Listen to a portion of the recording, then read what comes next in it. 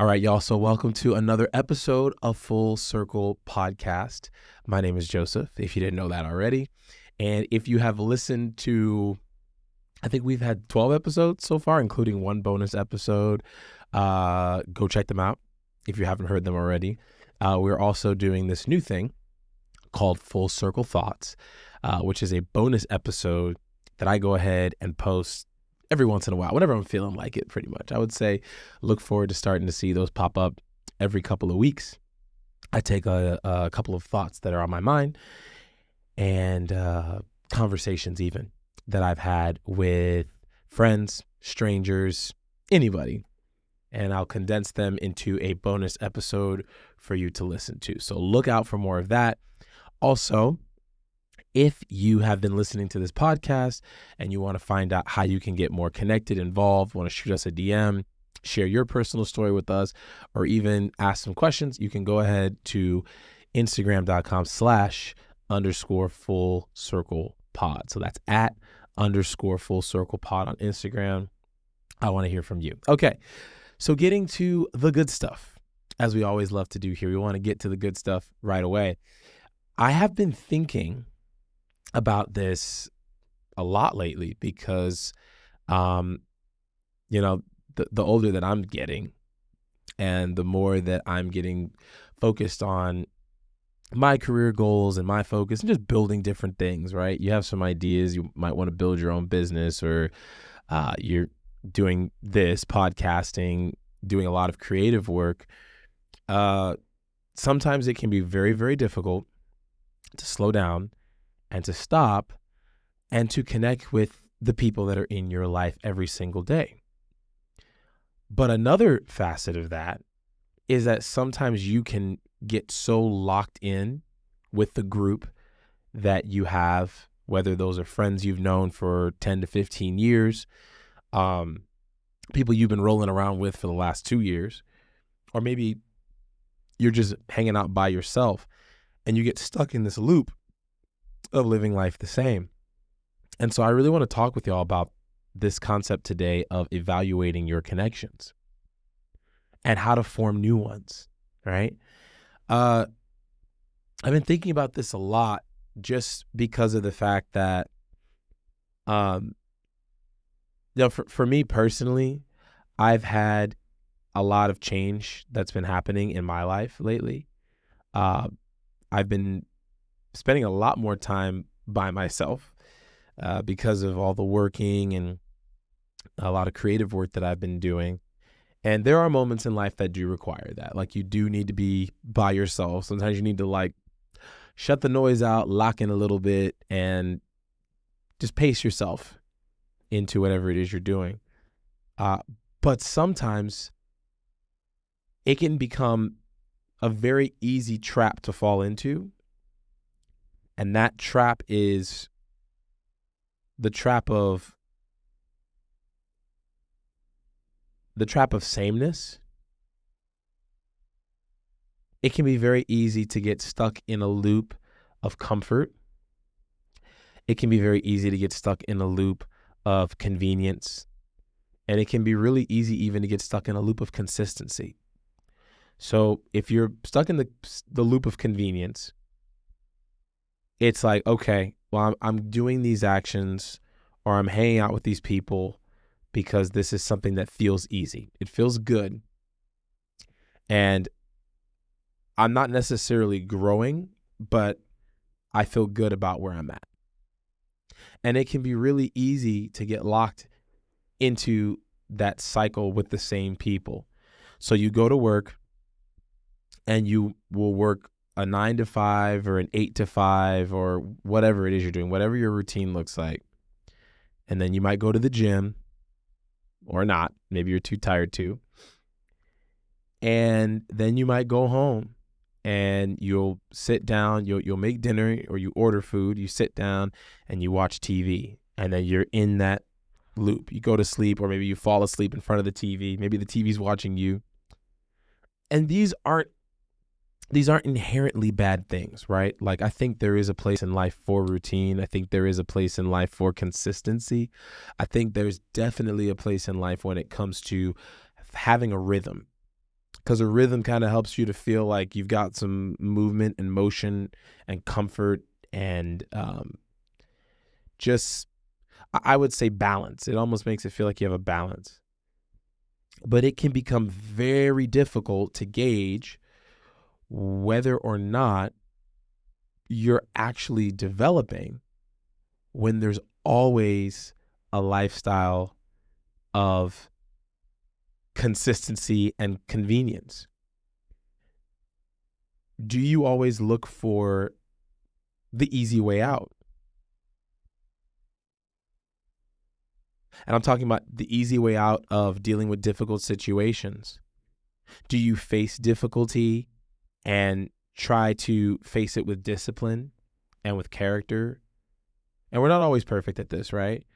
But when no one else is looking, do you take a left corner? Do you try to take a shortcut? And more importantly, the people that are around you, do they encourage you to do that? So it's like, are you focused on living a life of convenience, complacency, and comfort? Or are you looking to say, hey, this is who I was yesterday. I'm not perfect, but I am going to do the absolute best I can to elevate myself to get to that next point. I think it's really important, this concept of connections, because oftentimes connections in our life can be part of what we value, but it can also be part of what we find we have missing. So we tend to make friends with people that are just like us, right? They might like watching basketball or going to concerts. They might be really into film or music. They might go to the same types of events as us. Maybe they are really into a lot of the same political views and interest in humanitarian efforts. Maybe they have the same habits as us. Maybe they like to smoke. Maybe they like to drink. And we tend to build these connections around our interests. And that's great. Don't get me wrong. Like, building connections around your interest, obviously barring things that hurts people, it's not a bad thing. But I do believe that oftentimes what we value, we seek out in other people. And so we try to surround ourselves with sameness. But what happens when you surround yourself with sameness and you're trying to now launch yourself into difference? What happens when sameness becomes the enemy of difference? And I know when I use the word enemy, it can sound like an opponent, or it can sound like something hostile, or like the person's bad. I'm not saying anybody in this way is good or bad or indifferent. But I am saying that sometimes if we stop and we look at the horizon of our priorities in life and where we want to be, sometimes the people that we found comfort in, that do the same things as us, that think the same ways as us, that talk the same ways as us, sometimes we're stopping ourselves from fully realizing and discovering the potential that we have and turning that potential into power. And so this is not an indictment against your contact book in your phone or against your friends list on Instagram or the people that you follow on TikTok or the people that you're hanging out with, the people that you hung out with last night, maybe the people you're going to hang out with this week. That's not an indictment against them. But I just want to encourage us, can we be a little less on autopilot when it comes to the way that we live our lives? I know I'm trying to encourage myself to be like that. I like to surround myself with people that disagree with me all the time. And it's not always easy. Sometimes it Sometimes it doesn't feel good to surround yourself with people that disagree with you or that challenge you. But I think it's important because it builds trust and it builds an opportunity to change. And I think that if you can't handle somebody challenging your point of view, your way of living in your life, and I'm talking about people that are hopefully friends or someone that values you, right? Because I do want to say you should not allow somebody to make a withdrawal where they haven't made a deposit in your life. I'm going to say that one more time. You should not allow somebody to make a withdrawal that has not made a deposit in your life. If they're not pouring into you, if they're not encouraging you, if they're not with you at your lowest point, if they don't see the good in you and the potential that you have to be great, and if they're not championing your dreams and your pursuit of being the best version of yourself that you can be, that will look back and be like, wow, I'm not where I used to be, and I'm going where I want to be. Those aren't the people that should have stock in your life. They should not have the greatest voice in your life. And can I just submit to you today that if you don't have those kinds of people in your life that will lift you up and encourage you to be the best, but will also tell you the truth when you think you're doing well, when you're at your worst, can I submit to you that you're just looking for, in that moment, you're looking for a fan and not a friend? Because some of these people that we call our friends, they're not really our friends. They're just fans, in the sense that fans are behind everything typically that you do. And they don't get to see your ugly side. And they don't get to call you out when you're doing the wrong thing. Because if there's one thing we all have in common is we're going to make the wrong moves. I had this happen to me a couple weeks ago, actually. A friend of mine had a conversation with me about the way that I was handling a situation with another person in my life that was, it kind of was going wrong. And that person wasn't treating me properly. And I was, at the particular point in time, I was more concerned with the way everything was going down and trying to handle it properly and make sure that it didn't crash and burn and go south, instead of taking a look at the situation holistically and being like, wait a minute, this isn't right. The way that I'm being handled in this situation isn't right. I still value the relationship, but the way that the situation's being handled is not right. And it took her having to look at me and say, you need to stop being more concerned with the way that you're being handled in this situation. Or excuse me, you need to stop being more concerned with the way that this situation is going to turn out. And you need to be more concerned about the way you're being handled. And if that person doesn't want to handle you with respect, then it's okay for you to be like, all right, bet. Sometimes not everything's going to get resolved or solved on the spot. Sometimes it takes you taking a step back and having distance from people or cutting them completely out of your life, whether that's permanently or for the time being, for change to happen. But she told me that, and she pointed out something in my life that I needed to address. And I got to say, I'm better today because of that. Shout out Carell, wherever you are. But for real, there are things in our life that sometimes we don't want to necessarily hear. There's aspects of our life that we desperately need change in. We desperately need to grow in. And we've got people that are around us that actually want to see our ship sail all the way from point A to point B. But we have people, we have crew on our ship that we have allowed to sail with us that are either going to contribute to the ship going down or are poking holes in the ship while they're riding the wave with us. And so long as we're not trying to go the far distance, they're with us.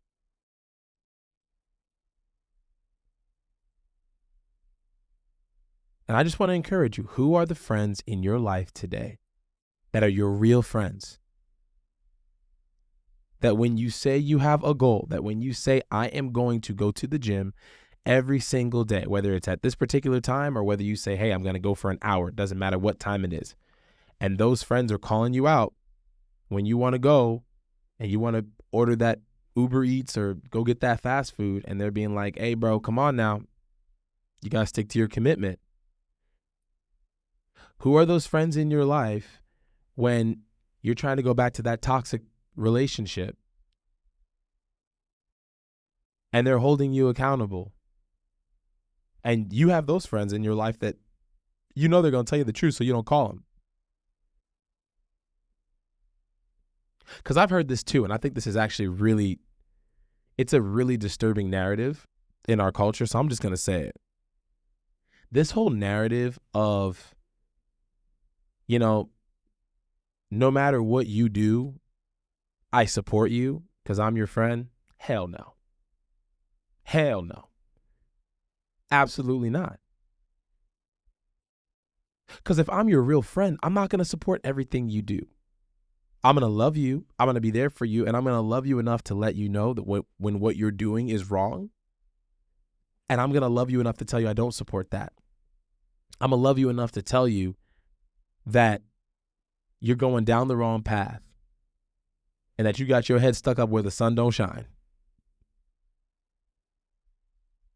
Sometimes you need people in your life that are like that. You need people in your life to tell you when you're being a jackass and you're going the wrong way. Because this whole thing of wanting to just, there are moments when we do need a friend just to hear us out. And I've talked about this on a previous episode where sometimes you just got to ask, hey, what do you need from me in this moment?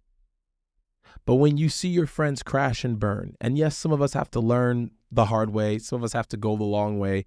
Some of us have to travel up the winding path to finally figure out what we were missing all along. But I do truly believe that as a true friend to somebody, the worst possible thing you could do is see your friend going the wrong way. The worst possible thing you could do is to see your friend cheating on his girlfriend or cheating on her boyfriend and be like, no matter whatever you do, I support you. The worst thing you could do is see somebody wrecking their life and not speaking up. Because if that's the case, you're not a real friend.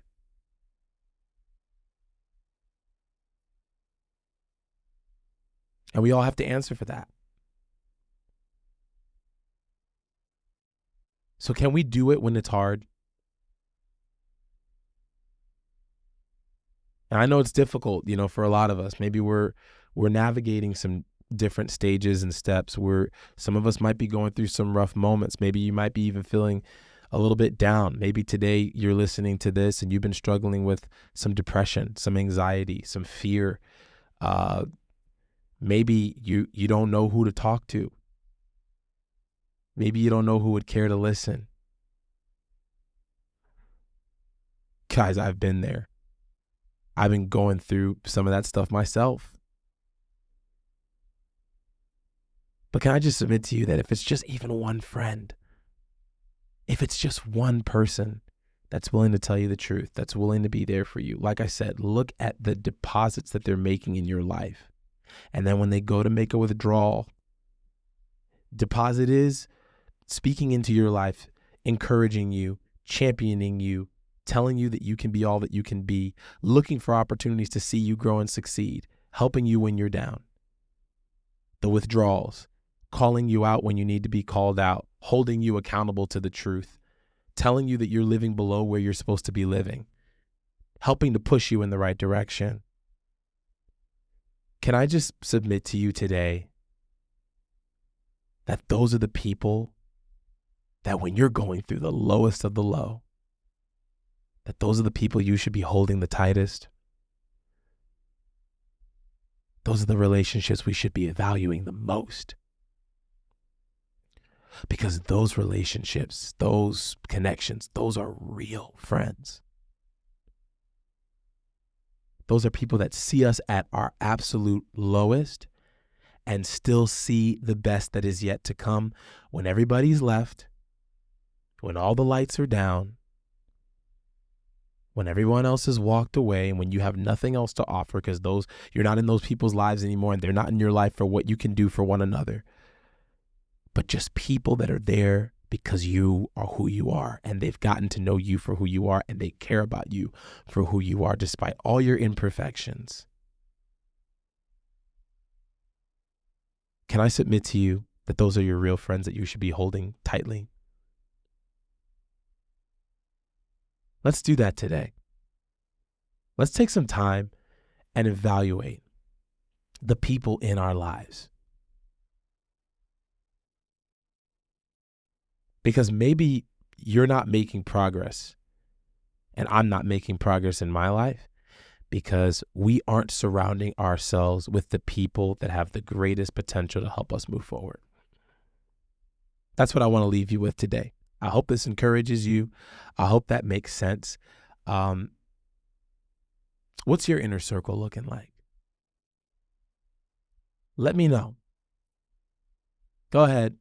Feel free to leave us a DM, a comment at _fullcirclepod on Instagram. I appreciate y'all for taking the time to listen to this, for hearing out some of my thoughts. Man, all this was inspired today. I do have to say, all this was inspired today by this article that I was reading from Stanford Magazine, which is, I don't usually read Stanford Magazine articles, but I was reading this article and it was definitely something very, very impacting and important to me. I can always go ahead and include that here in the description. But one of the things that this article said was look for things in common, but don't avoid differences. And I think that's really important. We'll talk about that on another episode. I know I've been saying this a lot. Got some friends that are coming to join me. I'm really, really excited about it. Look out for this in April. Guests are going to start coming through.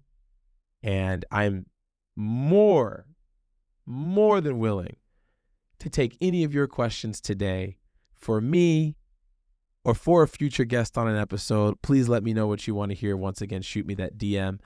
As I always love to say, have a great one from your favorite brother. I love y'all. Take care. Peace.